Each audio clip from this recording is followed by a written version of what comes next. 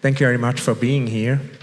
And as you mentioned before, in my very first life, I was a former elite athlete, and so I know how intense the pressure can be to reach one's full potential. Every day brings the same question: how can I get better?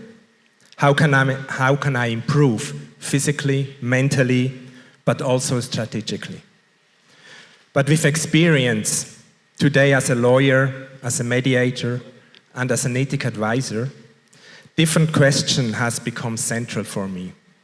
What does it take for performance to strengthen rather than harm? To connect rather than divide? True peak performance arises when body, mind, and integrity are in balance, and when systems protect people, not just measure output. I served for over 12 years as the CEO of the Swiss Cycling Federation, the national governing body of cycling in Switzerland. During that time, we celebrated over a dozen Olympic medals. But we were also constantly challenged by core questions. What enables sustainable performance? How do we challenge without overwhelming? Where are the ethical, structural, and personal limits?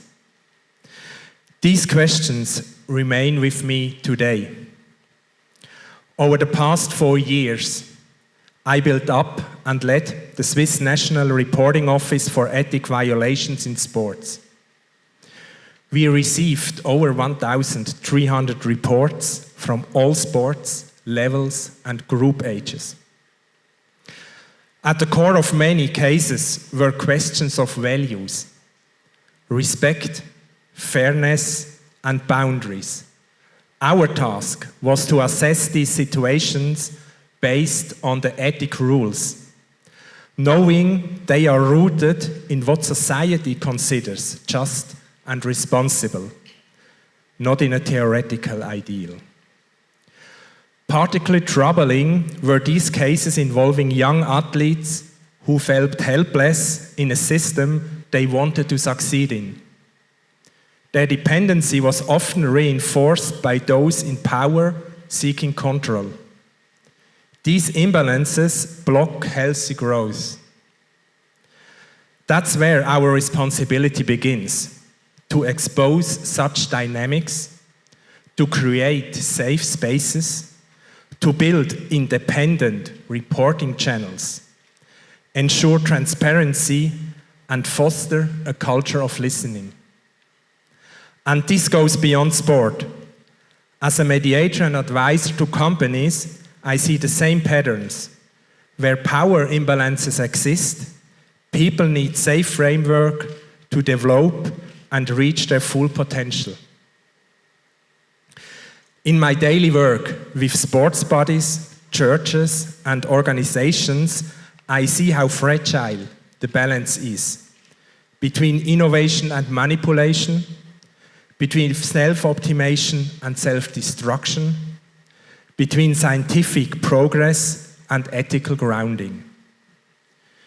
Natural performance is not just a biological question. It's also cultural, structural, and ethical. Let me share one example. A young athlete was close to quitting, not because of competition, but because she had no voice. She felt expected only to perform and deliver.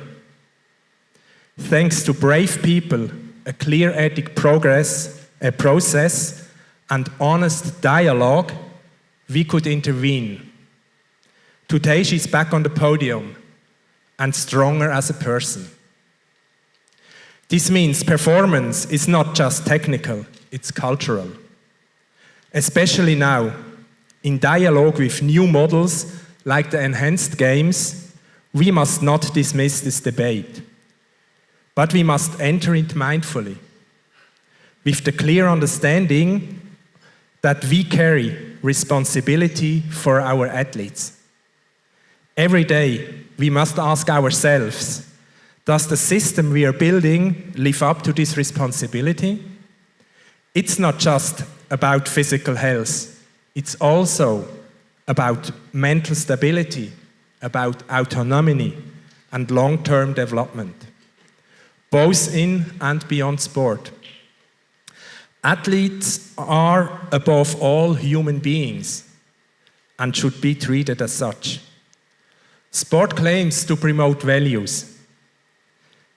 Then we must lead a value-based dialogue and advocate for structures that uphold those values credibly.